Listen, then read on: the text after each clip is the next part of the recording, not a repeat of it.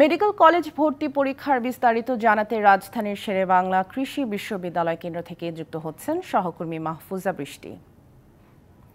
কিছুক্ষণ আগে বেলা 11টায় তো পরীক্ষা শেষ হলো। কেমন হলো এবারের মেডিকেল কলেজ ভর্তি পরীক্ষা এবং প্রশ্নপত্র নিয়ে পরীক্ষার্থীদের কোনো অভিযোগ আছে কিনা জানাবেন। ধন্যবাদ সামিয়া। পরীক্ষা কিন্তু শেষ হয়ে গেছে, 1 থেকে 2 মিনিট হলো। এখনো পরীক্ষার্থীদেরকে বেরোতে দেখছি না, হয়তোবা তারা একে একে করে বের আসবে। তবে এখানে যারা আছেন অভিভাবকরা, তাদের কিন্তু বিস্তর অভিযোগ রয়েছে।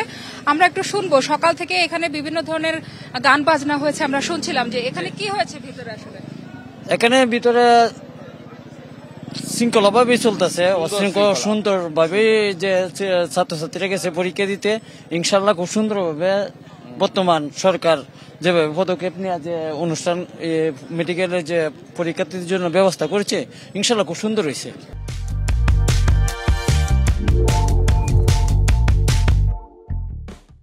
ধন্যবাদ। আমরা একটু কথা শুনতে চাই যে আপনি বলছিলেন যে কিছুক্ষণ আগে এখানে বিশৃঙ্খলা তৈরি হয়েছিল একই কেন্দ্রের ভেতরে বিভিন্ন ধরনের অনুষ্ঠান। এটা ওটা মূলত কি 88 এসএসসি বেচ যারা, তারা 1000 লোকের আয়োজন করছে মাঠের মধ্যে।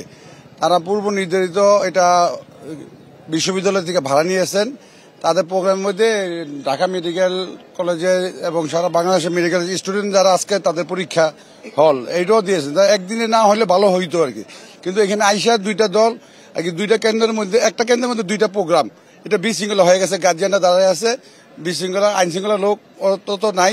এক সাইডে গাড়ি সাইড দিচ্ছে, এখানে যাইতে পারতেছে না, মানুষের খুব কষ্ট হচ্ছে আর কি। শুনছিলেন যে সামিয়া, আসলে এখানে বিশৃঙ্খলার অভিযোগ উঠেছে। একই ভেন্যুতে পরীক্ষা কেন্দ্রের দিন শুধুমাত্র পরীক্ষার্থীদের অংশগ্রহণ থাকবে, এটাই ভেবেছিলেন অভিভাবকরা।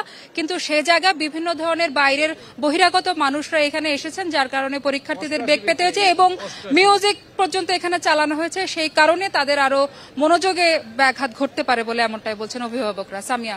মাহফুজা বৃষ্টি, ধন্যবাদ আমাদের সাথে যুক্ত হওয়ার জন্য।